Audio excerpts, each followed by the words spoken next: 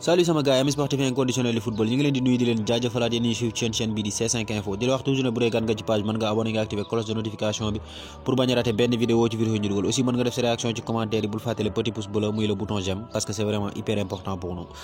ñu doore ce tour de presse sportive nag foofu ci Espagne plus précisément ca capitale ba ak le Real de Madrid bi nga xamante ne bii ne li mu bëgg instant bi mooy wër benn numéro 9 boo xamante ni mooy suppléer Karim Benzema ginnaaw bi nga xamante ni bii nag jaay nan kooku nga xamante ni mooy Borja Mayoral ak kooku nga xamante ni bii tamit mooy Luka Jovic foofu ca Fiorentina. Real Madrid nag compté wut dans ses rangs koo xamante ni bii mën na suppléer Karim Benzema te le Real Madrid kenn natable wut ne day disputer ay match yu bëri ci championnat bi donc nag il est impératif ñu recruter benn numéro 9 boo xamante ni bi mooy faral di noppal kooku di Karim Benzema mais tamit suñ sukkandikoo ci journal boobu di AS kooku di coach ba muy Carlo Ancelotti kat xamle na ne moom am na benn choix boo xamante ni bi def na ko wala boog am na benn solution ci loolu bu nu parvenir à recruter un numéro 9 day compter nag ci kooku di Eden Hazard pour muy faral di suppléer kooku di Karim Benzema donc il utilisera kooku di Eden Hazard comme un numéro 9 des fois et dina ko permettre aussi mu libérer loolu di côté gauche bi comme cela kooku nga xamante ni bi mooy Rodrigo ak Asensio am plus de temps de jeu ci côté boobu parce que Eden Hazard instant bii ñu toll buñ sukkandikoo ci même journal bi ci forme bu baax la nekk instant bii ñu toll même à l'entraînement day prouver bu baax a baax on espère revoir le grand Eden Hazard de Chelsea cette année foofu ci Real de Madrid. journal boobu di Marca nag moom la mu xëyee mooy final bi nga xamante ni bi moo war a dox diggante Real Madrid ak équipe boobu nga xamante ni bii nag mooy Eintracht Francfort nekk nag finalu super coupe d'Europe bi nga xamante ni bii ne moo leen di opposé le 10 août di dalal xel yi nag di wax que ne ñooñu di waa Real Madrid nag ñooy les rois des finales parce que kat depuis 2014 ba léegi depuis bi nga xamante ni bi imposé wu nañ ci chaîne européenne bi ñooñu di waa Real Madrid remporté nañ 16 des 18 matchs décisifs donc nag muy loo xamante ni bi benn équipe ci Europe defagu ko. Après le recrutement XXL du FC Barcelone, place maintenant au dégraissage journaux yu bëri foofu nga xamante ni bi mooy ca Catalogne nag li ñu xëyee mooy dégraissage u Barça mooy nag wàññi li nga xamante ni mooy effectif plan yi nga xamante ni bi Barça mi ngi koy teg pour wàññi effectif yu ñooñu nga xamante ni bi ñooy Blaugrana yi instant bi ñu toll comme ni ñu koy waxee les indésirables. journal boobu di Mundo Deportivo nag confirmé na que ne certains dossiers yenn ci ay dossiers yoo xamante ni bi dañoo war a jóge ci club ba sont en marche et que dès semaines prochaines mën na am évolution dossier bu ci mel ni kooku di Frenkie de Jong bi nga xamante ni bi il était annoncé foofu ca Manchester United mais malheureusement Manchester disputé wul li nga xamante mooy Ligue des Champions bi te loolu moo xaw a bloqué dossier bi instant bii nag ka cay wax mooy Chelsea.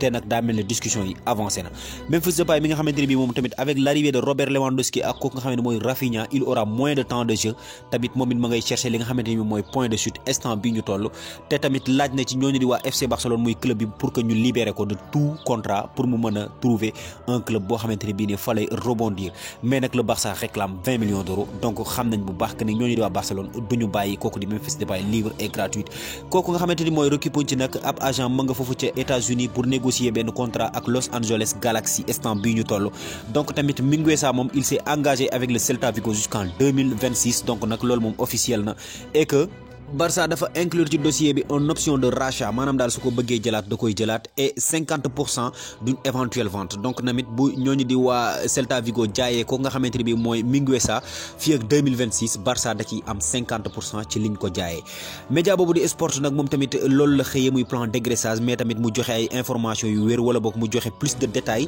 ci vente ko nga xamante ni bi mooy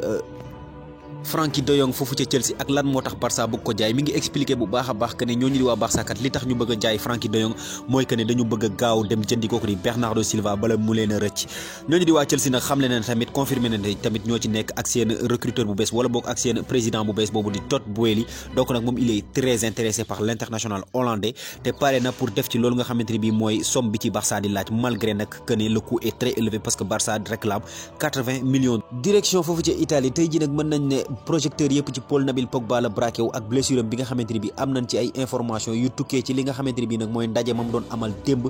mu diggante moom ak spécialiste ba foofu ca Lyon moo tax nag journaux yu bëri foofu ca Italie moom la ñu xëyee bu ñu sukkandikoo ci journal boobu di Corriere dello Sport nag Pogba serait indisponible 2 mois donc nag option bi gën a yomb la choisir une option boo xamante ni bi nag il est beaucoup moins sûr moo gën a wóoradi mais quand même dina permettre à Paul Pogba mu ñëwaat ci terrain yi fii ak 2 mois Tuttosport moom tamit loolu la xëyee moom it mu joxe nag ay chiffres exact que ne kooku di Paul Pogba nag choisir na option bi gën a yomb donc nag muy option boo xamante ne bii dana ko mën a may mu ñëwaat ci terrain yi beaucoup plus tôt maanaam joxe na chiffre bu exact que ne d'ici 35 jours kooku di Paul Pogba dina mën a dellu si waat exactement le 11 septembre Paul Pogba dina opérationnel. mais tamit buñ liiree li nga xamante ne bii mooy page intérieure kooku di Tuttosport xamle na fa aussi risques yi nga xamante ne bii moo nekk ci